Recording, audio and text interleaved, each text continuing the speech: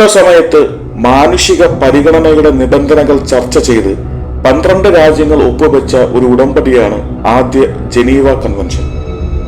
ആദ്യത്തെ Geneva convention അവലോകനം ചെയ്യാനും മെച്ചപ്പെടുത്തലുകൾ വരുത്താനും സ്വിസ് സർക്കാർ മറ്റൊരു കൺവെൻഷൻ ആവശ്യപ്പെട്ടു.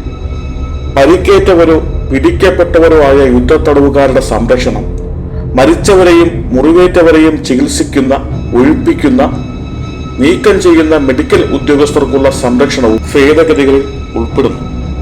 പുതിയ ഭേദഗതികൾ തടവുകാരുടെ ദൈനംദിന ജീവിതത്തെക്കുറിച്ചുള്ള നിയമങ്ങൾ അവതരിപ്പിക്കുകയും പോരാളികളുടെ മരണവും മുറിവുകളും സംബന്ധിച്ച വിവരങ്ങളുടെ ശേഖരണവും കൈമാറ്റവും ഉറപ്പാക്കുന്ന പ്രധാന നിഷ്പക്ഷ സംഘടനയായി റെഡ് ക്രോസ് സ്ഥാപിക്കുന്നതിലേക്ക് നയിച്ചു.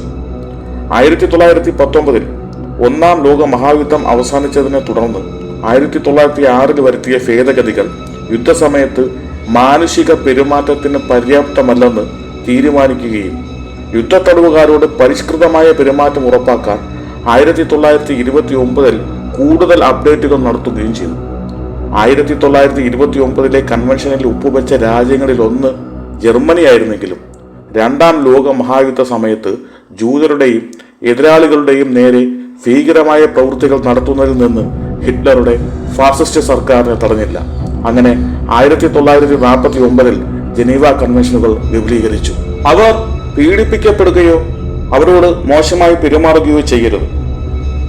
പിടിക്കപ്പെടുമ്പോൾ അവരുടെ പേര്, റാങ്ക്, ജനനത്തീയതി, സീരിയൽ നമ്പർ എന്നിവ മാത്രം നൽകിയാൽ മതിയാകും.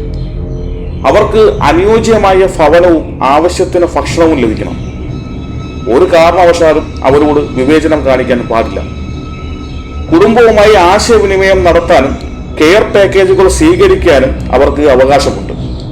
അവരെ സന്ദർശിക്കാനും അവരുടെ ജീവിത സാഹചര്യങ്ങൾ പരിശോധിക്കാനും റെഡ് ക്രോസിന് അവകാശമുണ്ട്. പറഞ്ഞു നിർത്തിയത് ജനീവ കൺവെൻഷനെ പറ്റിയാണ്. എന്തിനാണ് പറഞ്ഞതെന്ന് ചോദിച്ചാൽ, ലോക സമാധാനത്തിന് തന്നെ ഭീഷണിയായ സമാധാന മതക്കാരോടും ആർക്ക് എന്തു ചെയ്തിട്ടായാലും വോട്ട് മതി എന്ന ഉദ്ദേശവുമായി നടക്കുന്ന കാരണഭൂത അനുയായികളോടും ആനുകാലിക വിഷയങ്ങൾ സംസാരിക്കുന്നതിന് മുൻപ് ജനീവ കൺവെൻഷൻ കരാർ വിഷയത്തിന് സാക്ഷ്യം വഹിക്കട്ടെ എന്ന് കരുതി. 1948 മെയ് 14 ഇസ്രായേൽ എന്ന രാജ്യം രൂപീകരിക്കപ്പെട്ടത്. തൊട്ടടുത്ത ദിവസം തന്നെ 6ഓളം അറബ് രാജ്യങ്ങളുടെ സഖ്യം ഇസ്രായേലിനെ ആക്രമിക്കുന്നു. യുദ്ധത്തിൽ അണിചേരാനായി ജോർദാൻ രാജാവ് അബ്ദുള്ള ബിൻ ഹുസൈനും ഈജിപ്തിനും പ്രത്യേക താല്പര്യങ്ങൾ ഉണ്ടായിരുന്നു. നവജാതനായ ഇസ്രായേലിന്റെ പക്കൽ നിന്നും അറബ് ലീഗ് അടിയും കൊണ്ട് ഓടുന്ന വഴി വെസ്റ്റ് ബാങ്കും ഗാസയും സഹായിക്കാൻ വന്ന ഈ കൂട്ടരുടെ അധീനത്തിലായി. മേൽപ്പറഞ്ഞ പ്രത്യേക താല്പര്യത്തെ പറ്റി മനസ്സിലായി കാണുമല്ലോ. പക്ഷേ ഇന്നും ഷേവ് ഗാസ ടീമുകൾ പ്രചരിപ്പിക്കുന്നത് ഇസ്രായേൽ യുദ്ധം നടത്തി അധീനതയിലാക്കി എന്നാണ്. ഒക്കച്ചങ്ങായിമാരാണ് ഇത് കൈയടക്കിയതെന്ന് ആരും മിണ്ടാറില്ല. 1949 യുദ്ധം അവസാനിക്കുമ്പോൾ 7,50,000 പലസ്തീനികൾക്കാണ് പലായനം ചെയ്യേണ്ടി വന്നത്. പിന്നീടുള്ള വർഷങ്ങളിൽ, അതായത് 1964 പലസ്തീൻ ലിബറേഷൻ ഓർഗനൈസേഷൻ എന്ന സംഘടനയും പലസ്തീനികൾക്കായി ആരംഭിക്കപ്പെട്ടു.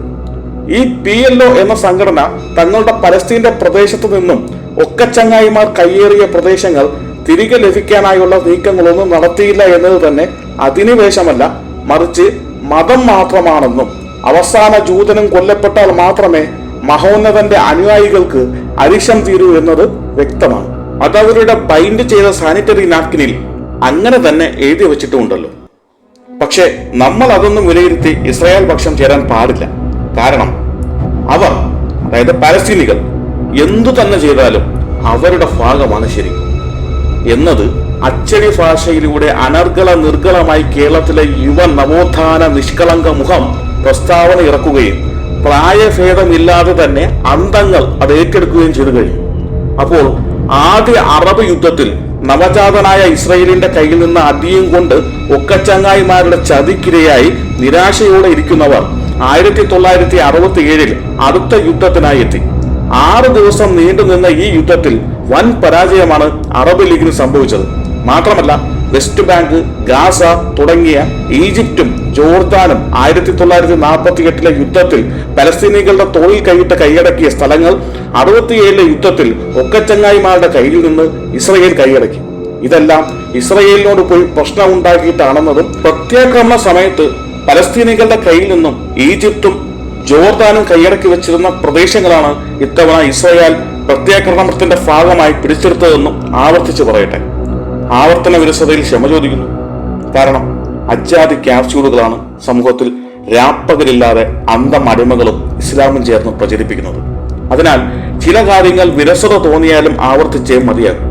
അപ്പോൾ വെസ്റ്റ് ബാങ്കും ഗാസയും കൂടാതെ സിറിയയുടെ അധീനതയിലായിരുന്ന ഗോലാൻ കുന്നുകളും ഈജിപ്തിന്റെ സീനായ് ഉപദ്വീപും ഇസ്രായേൽ പിടിച്ചെടുക്കുന്നു. എങ്കിലും ഇസ്രായേലിനെ സംബന്ധിച്ച് തങ്ങളുടെ അതിർത്തികൾ ഭേദിച്ച് അവരുടെ സ്വൈര്യ സമാധാന ജീവിതത്തിന് തടസ്സമായോ ഭീഷണിയായോ വന്നാൽ തങ്ങളുടെ പ്രതിരോധം വളരെ വലുതായിരിക്കും എന്നൊരു മുന്നറിയിപ്പ് മാത്രമായേ ഗാസ, വെസ്റ്റ് ബാങ്ക്, സിനായ് ദ്വീപ്, ഗോലാൻ കുന്നുകൾ തുടങ്ങിയ പ്രദേശങ്ങൾ പിടിച്ചടക്കുക വഴി ഇസ്രായേലിനുള്ളൂ എന്നത് വ്യക്തമാണ്. കാരണം ഈ സ്ഥലങ്ങൾ വിട്ടുകൊടുത്ത് സമാധാനം പുനഃസ്ഥാപിക്കാൻ ഇസ്രായേൽ തയ്യാറായിരുന്നു എന്നത് തന്നെയാണ്. എന്നാൽ അഭിമാനികളായതുകൊണ്ടോ ഇസ്രായേലിൽ നിന്നും പ്രത്യാക്രമണ ഭാഗമായി വരുന്ന വെടിയുണ്ടകൾക്ക് മുന്നിൽ കവചമായി നിർത്താൻ പലസ്തീനികളെ ഉപയോഗിക്കാം എന്നതുകൊണ്ടോ ഞങ്ങ മമ്മദിന്റെ പോരാളികൾ അടിച്ചു തന്നെ ഇവയൊക്കെ തിരികെ മേടിച്ചോളാം എന്ന നിലപാടാണ് സ്വീകരിച്ചത്. അങ്ങനെയാണ് 1973 ജൂതന്മാരുടെ യോം കിപ്പൂർ ഉത്സവ ദിവസം വീണ്ടും യുദ്ധം ആരംഭിച്ചത്.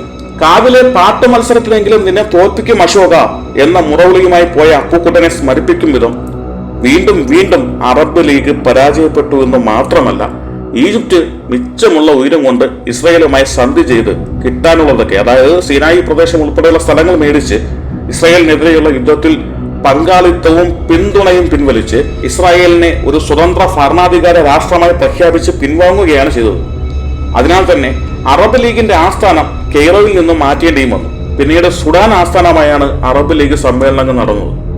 അവർ, അതായത് പലസ്തീനികൾ, എന്തു തന്നെ ചെയ്താലും അവരുടെ ഭാഗമാണ് ശരി എന്ന് പറയുന്നവരോട് PLOയുടെ പ്രവർത്തനങ്ങൾക്കായി ധനസമാഹരണം നടത്തിയിരുന്നത് വിമാനങ്ങൾ റാഞ്ചി ആളുകളെ ബന്ദികളാക്കി വൻ തുക മോചനദ്രവ്യം വാങ്ങിയായിരുന്നു എന്ന് പറഞ്ഞാൽ ആ വക അന്തങ്ങൾക്ക് കാര്യം തിരിഞ്ഞില്ലെങ്കിലും ബോധമുള്ള ഒരാളെങ്കിലും ഇത് കേൾക്കുമ്പോൾ അവലോകനം ചെയ്യുമായിരിക്കുമെന്ന പ്രതീക്ഷയിൽ ചേർത്തതാണ്. ഈജിപ്റ്റ് ഉള്ള തടയും കൊണ്ട് ഊരിയതിനാലാണോ എന്നറിയില്ല. എന്തായാലും PLOയും ഈജിപ്തുകാരനായ യാസർ അറാഫത്തും ഈജിപ്തിനെ പിന്തുടർന്ന് ഇസ്രായേലിനെ ഒരു രാജ്യവുമായി അംഗീകരിച്ചു. അങ്ങനെ യാസർ അറാഫത്ത് ഇസ്രായേൽ പ്രധാനമന്ത്രിയായ ഇസഹാക്ക് റബീനുമായി സന്ധി സംഭാഷണങ്ങൾ നടത്തുകയും അതിന്റെ അടിസ്ഥാനത്തിൽ ഓസ്ലോ കരാർ ഉണ്ടാവുകയും ചെയ്തു. സമാധാനത്തിനുള്ള നോബൽ സമ്മാനം യാസർ അറാഫത്തിനും ഇസഹാക്ക് റബീനും ലഭിക്കാനിടയായ ഓസ്ലോ കരാറിനെ തീവ്ര വെറിയോടെ എതിർത്തുകൊണ്ടാണ് തീവ്രവാദ സംഘടനയായ മുസ്ലിം ബ്രദർഹുഡിന്റെ പലസ്തീൻ ബ്രാഞ്ചായ ഹമാസ് രംഗപ്രവേശനം ചെയ്യുന്നത്. അതായത് 1967 ജോർദാന്റെ പക്കൽ നിന്നും പിടിച്ചെടുത്ത വെസ്റ്റ് ബാങ്ക്, ഈജിപ്തിൽ നിന്നും പിടിച്ചെടുത്ത ഗാസ, സിറിയയിൽ നിന്നും പിടിച്ചെടുത്ത ഗോലാൻ കുന്നുകൾ എന്നിവ ഈജിപ്തുകാർക്ക് വിട്ടുകൊടുക്കാം എന്നായിരുന്നു ഓസ്ലോ കരാറിന്റെ പ്രധാന വശം. ഇതിനെ എതിർത്താണ് ഹമാസ് രംഗത്ത് വരുന്നത്. അതായത് ആകെ ഇസ്രായേലും തങ്ങൾക്ക് വേണം എന്നതും ഐക്യരാഷ്ട്രസഭ കഴിഞ്ഞ കാലങ്ങളിലും നിലവിലും എടുക്കുന്ന തീരുമാനങ്ങൾക്ക് തങ്ങൾക്കിടയിൽ യാതൊരു പ്രസക്തിയുമില്ല, ഒരു സന്ധിയും വേണ്ട, ആകെ ഇസ്രായേലും സമാധാന മതക്കാർക്ക്. ഇതാണ് ഹമാസിന്റെ നിലപാട്. ഒത്താൽ എല്ലാ ജൂതനെയും കൊല്ലുകയും വേണം. ഒരു കാര്യം ഞാൻ വീണ്ടും ആവർത്തിക്കുന്നു, അവർ പലസ്തീനികൾ എന്തു തന്നെ ചെയ്താലും അവരുടെ ഭാഗമാണ് ശരി. ഇനി ഗാസ ഉൾപ്പെടെയുള്ള സ്ഥലങ്ങളിൽ കടുത്ത ഉപരോധവും പരിശോധനകളും നടത്തുന്നു. അസ്വതന്ത്രരായി പലസ്തീൻ ജനത ജീവിക്കണമോ എന്നതാണ് പുരോഗമന സിംഹങ്ങളുടെ $1 ബില്യൺ ചോദ്യങ്ങളെങ്കിൽ അൽ അക്സ ഉൾപ്പെടെയുള്ള പള്ളികൾ കേന്ദ്രീകരിച്ച് ഹമാസിന്റെ തീവ്രവാദ ക്യാമ്പുകൾ നടക്കുകയും അത്തരം ക്യാമ്പുകളുടെ വിവരങ്ങൾ മൊസാദിന് ലഭിക്കുമ്പോഴാണ് ഇത്തരം പരിശോധനകൾ നടക്കുന്നത്. എന്നാൽ പരിശോധനയിൽ ഹമാസ് തീവ്രവാദികളുടെ സാന്നിധ്യം തിരിച്ചറിയുകയും ഇസ്രായേൽ കമാൻഡോകൾ നടത്തുന്ന ആക്ഷനെതിരെ കുട്ടികളെ ഒരു പരിചയായി നിർത്തുകയും ചെയ്തത് 2008, 2012, 2014 കാലഘട്ടങ്ങളിൽ ലോകം കണ്ടതാണ്. ഹമാസ് നേതാക്കൾ തന്നെ ഇക്കാര്യം അംഗീകരിക്കുകയും ചെയ്തതാണ്. ആവർത്തിക്കുന്നു, അവർ പലസ്തീനികൾ എന്തു തന്നെ ചെയ്താലും അവരുടെ ഭാഗമാണ് ശരി. ഇസ്രായേൽ എന്ന രാജ്യത്തിന്റെ ആകെ റെയിൽപാത 500 കിലോമീറ്ററിൽ താഴെയാണ് എന്ന് പറയുമ്പോൾ എത്ര ചെറിയ രാജ്യമാണ് ഭൂവിസ്തൃതിയിൽ ഇസ്രായേൽ എന്നത് നാം മനസ്സിലാക്കണം. ഹമാസ് എന്ന ഭ്രാന്തന്മാരുടെയോ അവർക്ക് വളമാകുന്ന രാജ്യങ്ങളുടെ കയ്യിലോ ആണവശക്തിയാൽ വികസിപ്പിച്ച ഒരു ആയുധമുണ്ടെന്ന് കരുതുക. അതവർ ഇസ്രായേൽ ജനതയ്ക്ക് നേരെ ഉപയോഗിക്കില്ല എന്ന് നിഷ്കളങ്കരെ നിങ്ങൾ ഇനിയും കരുതുന്നുണ്ടോ? ജൂതവംശം നാളിതുവരെ യേശുവിന്റെ ഹാതകർ എന്ന ആരോപണ വിധേയരായി കുട്ടും ക്രൂരതകൾ അനുഭവിച്ച ശേഷം അവസാനം ജന്മദേശത്ത് തിരികെ എത്തി സമാധാന സ്വസ്ഥ ജീവിതം നയിക്കാൻ തടസ്സമാണെന്ന് ഉറപ്പിക്കുന്ന കാര്യങ്ങളെ അവർ തങ്ങളുടെ സാങ്കേതിക മികവിനാലും സംഘടിത ശക്തിയാലും നേരിടുക തന്നെ ചെയ്യും. മനുഷ്യർ അവരോടൊപ്പമാണോ നിൽക്കേണ്ടത്, അതോ ആകെ ഇസ്രയേലിന്റെ ഭൂമിയും അവസാന ജൂതന്റെ മരണവും ആഗ്രഹിക്കുന്ന, ഇസ്രയേലിന് ശേഷം ലോകം മുഴുവനും പിടിച്ചെടുത്ത് ഇസ്ലാമിക രാഷ്ട്രം കെട്ടാൻ നടക്കുന്ന ഹമാസിനൊപ്പമാണോ ബോധമുള്ള സമൂഹം നിൽക്കേണ്ടത്? ഇനി ഭൂപടവും പൊക്കിപ്പിടിച്ച് നടക്കുന്നവരോട് പറഞ്ഞു തഴമ്പിച്ച വാക്കുകൾ ആവർത്തിക്കുകയും നിവൃത്തിയുള്ളൂ. നിങ്ങൾക്ക് പ്രത്യേക താല്പര്യങ്ങളൊന്നുമില്ലെങ്കിൽ ഭൂമിയുടെ അവകാശ ചരിത്രം കുഴിക്കുമ്പോൾ നിങ്ങൾക്ക് വേണ്ടിടത്ത് നിർത്താതെ അതിന് പിന്നോട്ടും ചരിത്രമുണ്ടെന്നും അത് ജൂതരുടെ ജന്മദേശമാണ് പ്രസ്തുത സ്ഥലമെന്നുമൊക്കെ മനസ്സിലാക്കേണ്ടതാണ്. എവിടെ? ഉറങ്ങുന്നവനെ നമുക്ക് ഉണർത്താം, ഉറക്കം നടിക്കുന്നവനെ ഉണർത്താൻ പ്രയാസമാണ്.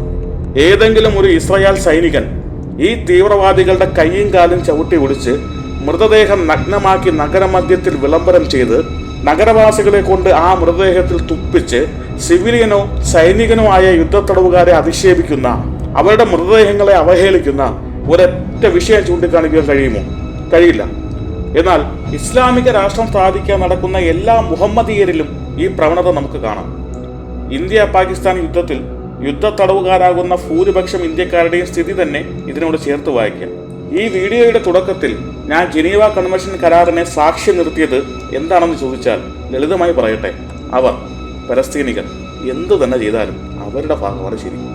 ഹിറ്റ്ലറിനെ പോലും ലജ്ജിപ്പിക്കുന്ന ഇസ്ലാമിക രാഷ്ട്രവാദികളുടെ വെറിക്കൊലകൾക്ക് മുന്നിൽ പ്രൗഢ പുരോഗമനമായി സമർപ്പിക്കാവുന്ന വാക്കുകളാണിതെന്ന് നിഷ്കളങ്കരെ നിങ്ങൾക്കിനിയും മനസ്സിലായില്ലേ?